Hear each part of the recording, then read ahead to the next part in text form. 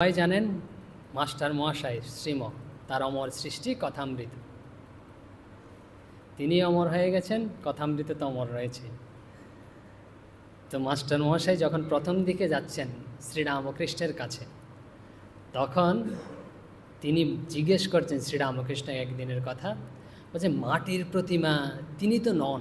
এই যে আমরা পুজো করি মাটি দিয়ে তৈরি হচ্ছে প্রতিমা, কিন্তু খড় মাটি দিয়ে তৈরি হচ্ছে। তো মাস্টারমশাই তো খুব শিক্ষিত, এরা সব তখন যে শিক্ষিত ইয়ং বেঙ্গল বলতেন ঠাকুর, যে যুবক, এরা সব যাচ্ছে। তো বলছে মাটির প্রতিমা তিনি তো নন। যারা মাটির প্রতিমা পূজা করে তাদের তো বুঝিয়ে দেওয়া উচিত যে মাটির প্রতিমা ঈশ্বর নয়। শ্রীরামকৃষ্ণকে বলছেন, মাস্টারমশাই বলছেন যে মাটির প্রতিমা তিনি তো নন। যারা মাটির প্রতিমা পূজা করছে, আমরা করছি, সবাই করছে, যারা করছে তাদের তো বুঝিয়ে দেওয়া উচিত যে মাটির প্রতিমা ঈশ্বর নয়। শ্রীরামকৃষ্ণের উক্তি অনেকের জানা, শ্রীরামকৃষ্ণ বলছেন অসাধারণ কথা, হাসতে হাসতে বলছে মাটি কেন গো, বলছে চিন্ময়ী প্রতিমা।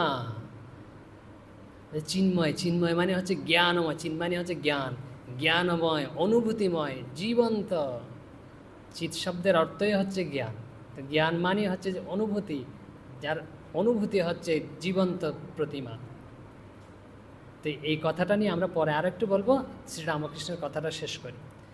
যদি মাটিরই হলো, তো মাস্টারমশাই বলছেন মাটির প্রতিমা যদি মাটিরই হয়, বলছে সে পূজাতে প্রয়োজন আছে। কেউ যদি মাটি ভেবেও পূজা করে, তারও প্রয়োজন আছে। কারণ আমরা যেরকম আমাদের বুদ্ধি দিয়ে তো কোনোকে বিচার করতে পারি না, সে আস্তে আস্তে বুদ্ধির উপরে উঠবে, বোধ স্তরের উপরে উঠবে, আধ্যাত্মিক স্তরের উপরে উঠতে থাকবে, তখন প্রকৃতি সত্য অনুভব করবে। যে ছোট থেকে বড় পর্যন্ত সব কিছুর প্রয়োজন আছে, শ্রীরামকৃষ্ণ বলছেন। শ্রীরামকৃষ্ণ অন্য জায়গায় বলছেন কারো ভাব নষ্ট করতে নেই।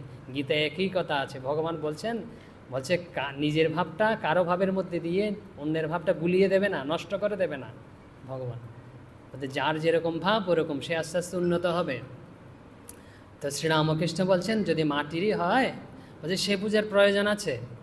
তিনি আরও বলছেন, উপমা দিয়ে বলছেন বলছে যার যেরকম আধার সেরকম ধরবে, অর্থাৎ ভিতরে বোঝার ক্ষমতা সেরকম।